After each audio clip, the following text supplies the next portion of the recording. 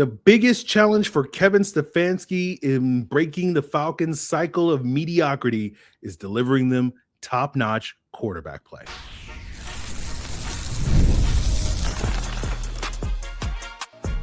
You are Locked On Falcons, your daily Atlanta Falcons podcast. Part of the Locked On Podcast Network, your team every day. Welcome back to another episode of Locked On Falcons, which is part of the Locked On Podcast Network, now the #1 sports podcast network in all of the galaxy. And today's Locked On Falcons is brought to you by FanDuel. It's last calls for football on FanDuel. If you're a new customer, bet just $5 and you'll get $200 in bonus bets if you win. So if you don't know me, I'm your humble host, Aaron Freeman, a.k.a. Mr. Drew, a.k.a. Sirius Black, a.k.a. the Jolly Green Giant, a.k.a. the iron that sharpens the iron, a.k.a. Mr. a.k.a. Been covering the Atlanta Falcons for 20 years, formerly at FalcFans.com, RIP, still going strong. As the humble host of Locked On Falcons, your daily Atlanta Falcons podcast. In today's daily Atlanta Falcons podcast, we are wrapping up our positional reviews of the 2025 season, discussing the troubling Falcons special teams play last year. We know special teams matters. We'll talk about Zane Gonzalez, if he's the answer at kicker, or will we see brand new competition there? You know, maybe new faces in store at punter in the return game and elsewhere on special teams. We'll break down Craig Aukerman's history on whether or not he can improve this special teams unit. But we'll start by answering a listener question from the Locked On Falcons Discord that allows us to take a deeper dive into, this team's quarterback future under Kevin Stefanski. And this comes from D-Bess. He asks, Arthur Smith left the offense better than what he had when he got there. You can say Raheem Morris did the same on defense. What does Kevin Stefanski have to do to advance further on what his predecessor started to take this team to the next level? And I think it is obviously figuring out the quarterback position and giving that team the long-term stability that they have been seeking for the last 5 years at that position. Obviously Raheem Morris and Terry Fontenot, had a plan 2 years ago, and it didn't quite come to fruition with Kirk Cousins and Michael Penix living up to the hype, living up to the vision, all that sort of stuff. And we'll see what, Stefanski and the boys, what their vision is going to be alongside new GM Ian Cunningham. But I think the default assumption is going to be that at least in the short term in 2026, this is going to be an important evaluation year for Michael Penix Jr. coming off his injury, because they don't really have that many obvious pivot points this offseason, although we're going to spend quite a bit of time over the next month in the lead up to the new league year and the start of free agency, talking about the various quarterback options and potential, paths forward for the team at that position, this upcoming season and offseason. But right now, when we look at the Falcons overall, right, they're just really good at being mediocre, right? I looked it up. In the Arthur Blank era, since he bought the team in 2002, they have a perfect 500 record in the regular season, right? The epitome of mediocrity, right? And the question for them moving forward with Stefanski is, how do they break out of that? And as we see with the team that is going to be playing, this final football game in Super Bowl 60 against the Patriots, they were able to get there after two very rough 4-win seasons, thanks to a big boost in their quarterback play, right? And I looked it up with the Falcons going to True Media. In the past 5 years, the Falcons ranked 20th in pass EPA over the last 5 years combined. And in those 5 years, they've basically waffled between 15 and 25 in those rankings. So it averages out to be about 20. And if you just look at EPA on throws and, total EPA, factors, things like, spikes and sacks and all that stuff. But if you just look at throws, which is probably more indicative of the quarterback play, the Falcons EPA over the last 5 years combined is 22nd, and they've ranged between 13th and 25 over those 5 years. And so it's like right in the middle of the pack, right?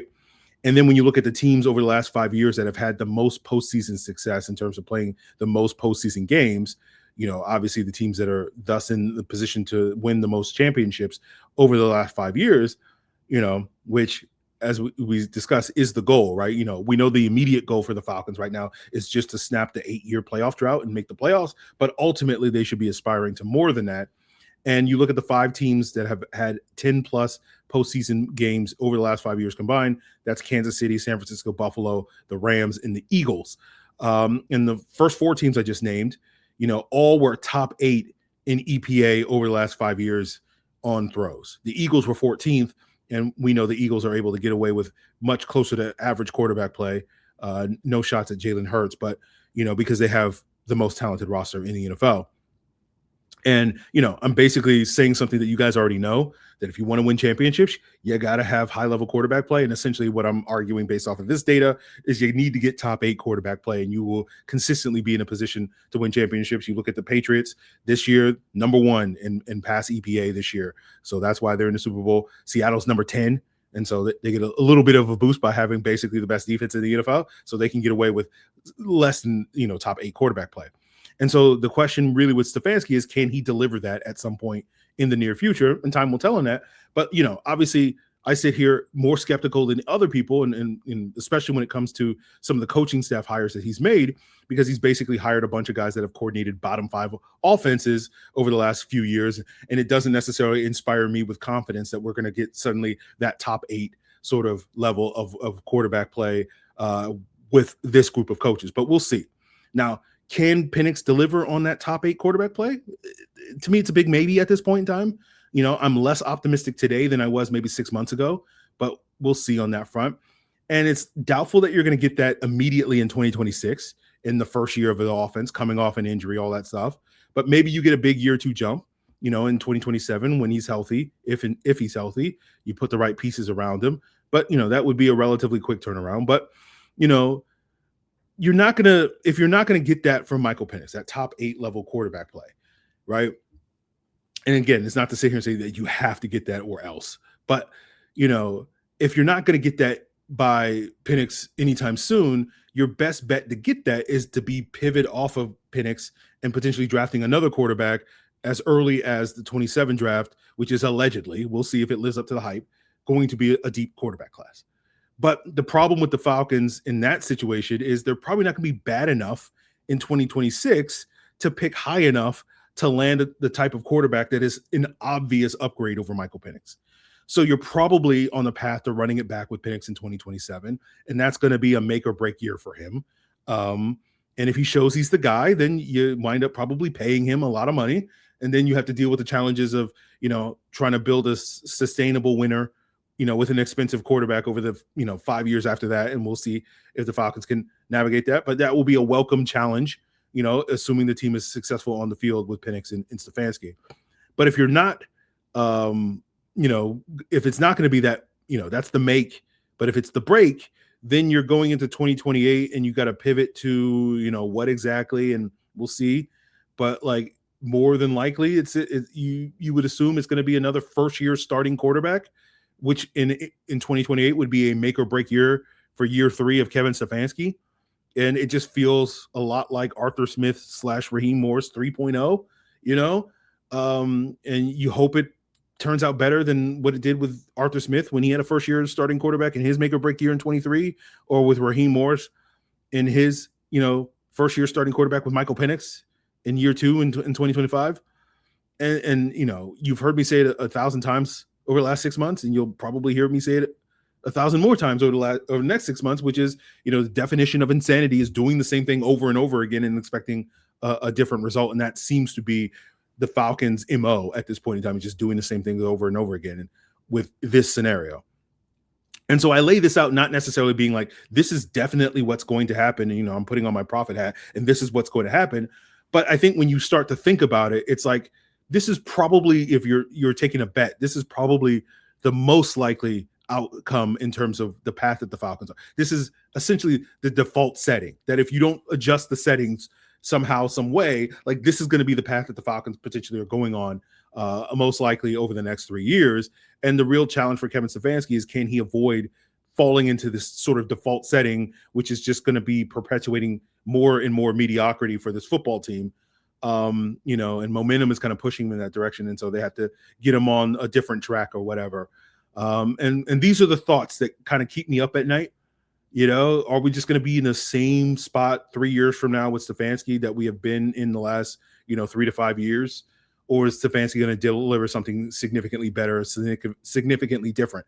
And, I say that, knowing that, like, just because I'm skeptical and pessimistic, whatever you want to call it, today doesn't mean that will be the case tomorrow, right?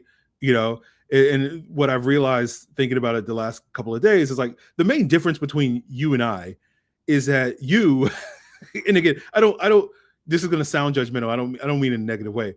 You immediately buy back in to the Falcons every year, right? Like, immediately you're back in, like, oh, okay, I'm back in. And I know some of you guys are like, I'm not back in there, but, like, for the most part, you guys buy back in. And me, because of the emotional damage that I've suffered over the last 20 years covering this team and rooting for this team, like, it's just like I fight tooth and claw for 6 months every offseason. Like, you're not going to get me again. You're not going to get me again. And then we get to, like, July, and I'm like, oh, maybe you'll get me, And then, like, that's the difference. Like, you guys are already here in, like, February, many of you.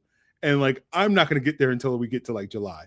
And, like, that's the difference between us and how this podcast goes. It's just like 6 months of me like, no, you're not going to get me. You're not going to get me again. And, that's how it goes. So we'll see if they wind up getting us again on a faster timeline with some, significant moves and whatnot. So that's what we'll be continuing covering over the next 6 months as you guys, watch me live on the internet, try to fight the emotional damage that this team has reaped upon me over the last 2+ decades. But that's going to do it for that conversation. Let's get into special teams and talk about the kicking situation, which was such a problematic issue, right? This past season, and whether or not Zane Gonzalez is the savior that he at least appeared to be at the end of the season, and whether or not they can count on him moving forward. So we'll break that down as we continue today's Locked On Falcons. Now, finding a doctor can actually feel like discovering a diamond in the rough. You want someone in network nearby with availability. You want someone who's listening, who's going to make you feel comfortable, explains things clearly, and helps you walk away feeling confident about your next steps. Your diamond in the rough doctor does exist, and finding them is easy with ZocDoc, a free app and website that's going to help you find and book high-quality in-network doctors so you can choose someone that you truly connect with.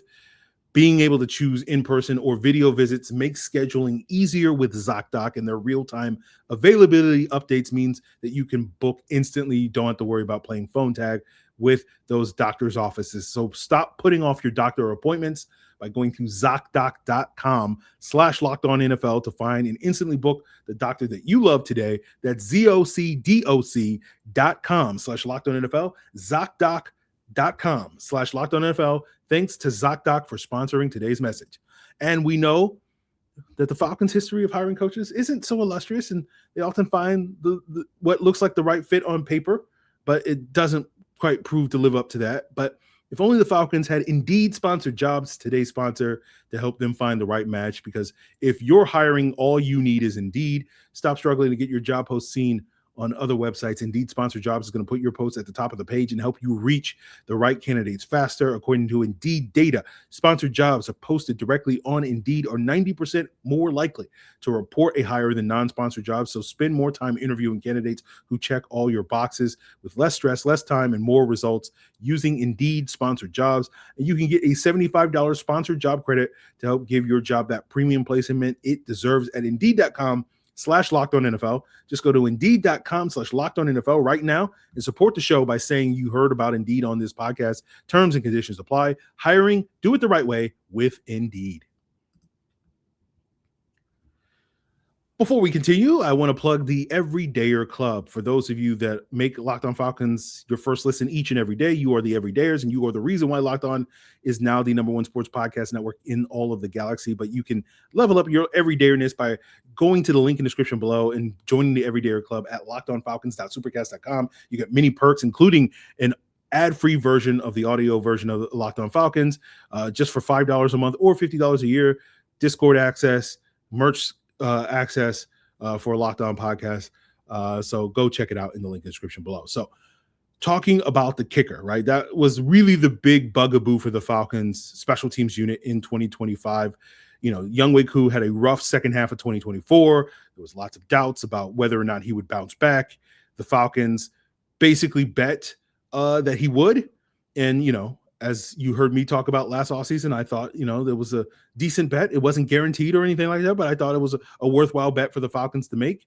It didn't quite work out because he missed what would have been a potential game-tying field goal to send that Week 1 game into overtime, and the Falcons, completely bailed on him the following week. And unfortunately, they didn't really have a plan B because they brought in German kicker Lenny Krieg. And he wasn't really ready. He had upside, but wasn't really ready to kick in the NFL. And so the Falcons went the next 7 games with John Parker Romo, and he was up and down. And then he missed a potential game-tying extra point in Week 9 against the Patriots. And then the Falcons are like, okay, get rid of him. And then we were like, oh, Lenny Krieg is going to kick for the Falcons in Germany. And the Falcons were like, no, we're going to bring in Zane Gonzalez. And Zane Gonzalez stabilized the position. He did miss 3 kicks, but 2 of those were blocked, so that's not really on him. And so his lone miss all season long was a 50-yarder against the Jets that, obviously when you lose that game by 3 points, it matters. But for the most part, Zane was reliable. He gave Jarvis Davis, in the words of Raheem Morris, that operational piece, as he did me, for the back half of the season. And so the assumption is with Zane Gonzalez heading into free agency, he'll probably be re-signed. But if he is, they'll probably still bring in kicking competition. And that, to me, is the interesting thing about Zane Gonzalez's NFL career. He's kind of been a journeyman kicker. And usually he doesn't win kicking competitions, at least as of late. And part of that is owed to injuries kind of derailing him in 22 with Carolina, 23 with the 49ers. But it is notable to me that it's been a while since Zane Gonzalez had to compete and win a job in training camp these last couple of years. So that may be something that the Falcons have to factor in as well, rather than just, I say that just to basically say that just re-signing Zane Gonzalez and being like, oh, it's going to be fine. I don't know if you can do that, but, we know that over, at least I know, I should say, maybe you don't know, but, I've been a Falcon fan for 35 years. They've had relative stability at kicker for most of that time, right? There have been some rocky transition years, and certainly the last 2 seasons would qualify as transition years. But you go to transitioning in and out of the Morton Anderson era, the Jay Feely era, Matt Bryant era, the Younghoe Koo era. But it's usually they have one down year, and then it's followed by 5 or 10 years of stability at the position. And really, the challenge for the Falcons, I think, it's getting back to that. And I think it helps that they play in one of the more kicker-friendly venues in the NFL. We talked about this last year, which was one of the reasons why we were optimistic that Koo would bounce back last year, which is doing the research.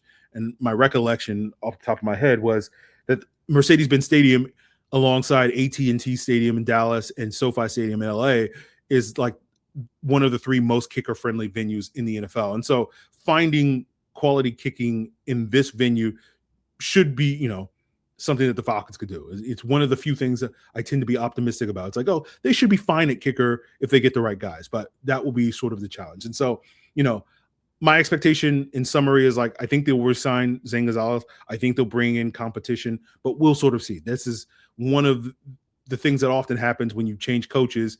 You often get a reworked special teams, and we'll talk more about, how other areas where the Falcons may rework their special teams unit. And so it'll be hard to make sort of assumptions where we break down, Bradley Pinion, who's also an impending free agent, as well as get into new special teams coordinator Craig Aukerman, if he's the right guy that can kind of turn things around and get better performance out of this special teams unit overall. And we'll break that down as we continue and wrap up today's Locked On Falcons. So what if sports were traded like markets? Now you can put your sports IQ to work in real time with Robinhood prediction markets. It's not you against the house. It's you participating in a live market. You can buy or sell your positions live all game long. Use your sports knowledge in the moments that matter. Robinhood prediction markets changes the game. It's people moving the action. So when momentum shifts, you can move with it. I always knew the game, but never had a dynamic way to apply that knowledge. Now I can take part live in a market powered by people. You're no longer just a spectator. Play-by-play, you decide. Trade every play with Robinhood, now available across the U.S. Download the Robinhood app now to begin. Futures and cleared swap trading involves significant risk and is not appropriate for everyone. Event contracts are offered by Robinhood Derivatives LLC, a registered futures commission merchant and swap firm. Now, it's a new year, which means it's time to simplify, whether that's eating healthier or getting those easy, reliable dinner plans, saving money. You can do that with today's sponsor, Home Chef. They're going to take the stress out of cooking by delivering fresh, pre-proportioned ingredients right to your door with easy-to-follow recipes that actually taste great. They're rated #1 by users of other meal kits for quality, convenience, value, taste, and recipe ease. And it's easy to see why. Meals come ready to fit your schedule with a wide variety of options. You got family-sized meals, quick lunches. They have plenty of dietary choices that you can make. So if you're looking to also save time and money, Home Chef has got you. Customers save an average of $86 per month on groceries. So for a limited time, Home Chef is offering our listeners 50% off your first box, plus free shipping and free dessert for life. Just go to homechef.com/lockedon. That's homechef.com/lockedon for 50% off your first box, free shipping, and free dessert for life. You must be an active subscriber to receive that free dessert. So as I said, Bradley Pinion is a free agent. He's coming off a year that, depending on what metric you look at, was one of his best years in 2025. You look at, in punts inside the 20 in terms of percentage, he led the NFL in that metric, but he is 32. It was, even though some of the numbers suggest that Pinion played great this year, it was a little up and down. There were a few too many times where it was like critical moments in the game where Pinion would kind of shank a punt when the Falcons really need to win field position. I don't recall exactly the number of times that happened, but it felt like 3 or 4 times. And is that 3 or 4 times too many? Right. And because he's a free agent, he's not going to be cheap because he's a veteran. The last time the Falcons gave him a long-term contract, which was, I believe, 23, it cost him almost about $3 million per year, which is not an outrageous number for a punter. But you do wonder if you can get younger, you can get cheaper, and potentially you can get better at that position. And especially given that Pinion has diminishing value today because of the dynamic kickoff. The big reason why the Falcons went out and got Pinion back in 2022 was because he was a really good kickoff guy, where if the goal was to kick touchbacks and boom them out the back of the end zone, Pinion was one of the better kickers in the league at that. And with the dynamic kickoff change and the rule changes, that is not as valuable as it used to be. That's actually detrimental to your special teams. And so it's do you believe enough in Bradley Pinion as a punter to pay him, like a top 10 punter, which is roughly about $3 million a year? And that's going to be the question. Again, it goes back to, some of the margins often come with roster turnover with a new regime, new coaches and whatnot comes on special teams. But at the same time, given all the other question marks we have on special teams, do you want to create another need by needing to go out there and get another punter in addition to all the other things that you're going to see on special teams, including probably the likelihood that the Falcons will try to make changes in the return game, because that was another area that was near the bottom of the league and contributed to why the Falcons special teams units was so poor this past year. They moved on from Jamal Agnew in season. Devin Tompkins finished the year as the return specialist. No complaints, nothing really special, but no real complaints from his performance over the last month. But, you would assume that the Falcons going to bring in some competition, potential upgrades in the return game. So we'll see on that front. When you look at the coverage units, again, another area where you could see this team switching things up. You have several sort of core special teams players headed to free agency: Felipe Franks, Josh Woods, D'Angelo Malone, Ronnie Harrison, Kadeo Hodge, who's been a core special teams player and their ace these last several years, 4 years it's been. And, he could be a cap cut, right? He was a Pro Bowler 2 years ago. But he, as much as it pains me to say, there's a real possibility that he's a cap cut. You could save about $2.6 million. He's going to be age 31 this year. We saw him basically be a non-factor on offense, and then the Falcons made him a healthy scratch late in the season. We'll see if the new regime is more open to Kadeo Hodge. He is under contract for 2026, but he could be a cap cut. Especially, do you need to have two expensive gunners, relatively speaking? Again, they're not super expensive, but it's $3 million for Hodge, and then $2 million for Mike Ford. And Mike Ford was actually your ace special teams guy last year, much to my chagrin. Right, we don't love Mike Ford as a defensive player, but he balled out, admittedly, on special teams. So no shade at Mike Ford in that regard. So do you want to keep both of those guys, or do you probably cut Hodge and try to figure out the other gunner spot? So that will be a big question. And, I was thinking about this in the lead up to today's episode, like thinking about the Falcons undrafted free agents that they really didn't get hit on. There's a lot of hype going into the summer. We were more skeptical than most, but, we were hoping that we would see this undrafted free agent class, this vaunted undrafted free agent class, headlined by guys like Kobe Bryant, Josh Gray, Josh Simon, Nick Nash, contribute something. And to me, what was notable is, like, typically when you think about undrafted free agents, they usually start off their careers contributing on special teams and then grow into their offensive or defensive roles from there. But you didn't get that with this undrafted free agent class. Like, Bryant was the only one that contributed on special teams, only playing 29 snaps and really didn't move the needle at all in that regard. And I bring that up just to compare it to, we compared this potential of the 2025 undrafted class to what was one of the best, if not the best, undrafted class of the Falcons have had, maybe minus the one where they got Jesse Tuggle. Back in 2013, that was headlined by Paul Warlow, Joplo Bartu, Ryan Schrader, and Darius Johnson. And you look at how many special team snaps those guys played in their rookie seasons as undrafted free agents, it was like 380 compared to the 29 that we saw from this year's class. And so, it just contributes to, like, all the Falcons' well-laid plans, if you want to call it that, didn't really work out on special teams this offseason, right? It manifested with the inconsistency at kicker and their decisions there with, bringing back Koo and Krieg and all that stuff. And then you look at the money they spent this offseason upgrading the special teams unit, bringing in guys like Franks and Mike Ford specifically to play roles on special teams, and it didn't really upgrade the coverage. They had, like, the worst kickoff coverage in the league. The punt coverage was better, but and then you also look at the emphasis on undrafted free agents that added nothing to their special teams unit. And so it just felt like all the Falcons' choices backfired on them. I don't think it's bad luck that they backfired on them, but it's sort of that thing with football where it's like they had a bad bounce of the ball, and hopefully the ball bounces a little bit better for Craig Aukerman, which having done a little bit more research on the Falcons' new special teams coach, and we talked about before when he got hired that generally speaking, with his 6 years in Tennessee, he coached some bad units, right? This past year in Miami, he coached a good unit. You look at FTN Fantasy's DVOA rankings, the Dolphins 2025 special teams unit ranked, I believe, 9th, so it was top 10. But then you look at the average DVO ranking of his Titans units from 2018 to 2023 across those 6 years, the average ranking was 23.5, right?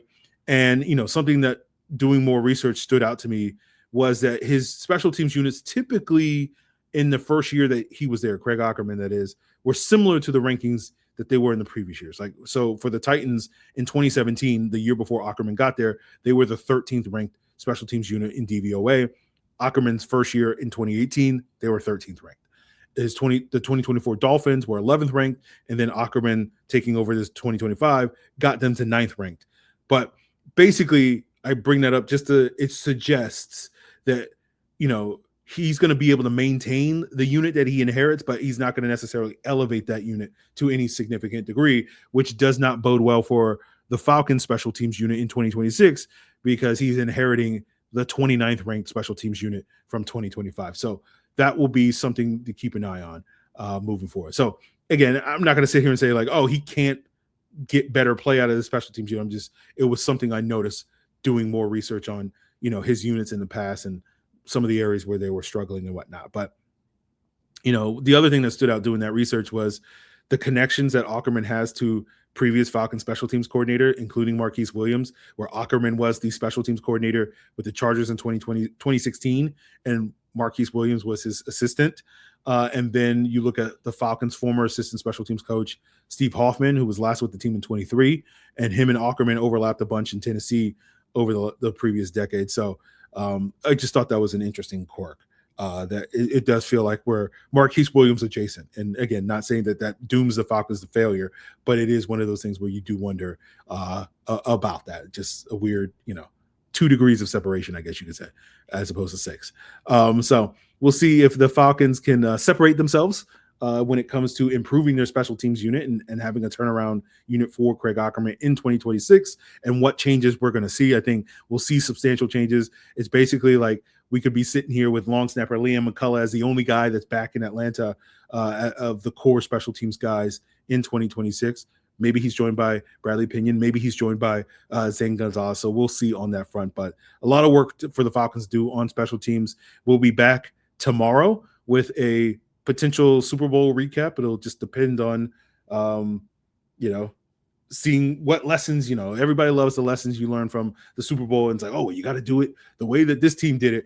Because they just are that recency bias for the Super Bowl. So we'll touch upon that as well as get into whatever we got to get into. Probably, start talking about quarterbacks, and what the future is for that position. So that is what's in store for you next on Locked On Falcons. Continue to make us your first listen. Check us out on YouTube or wherever you listen to podcasts.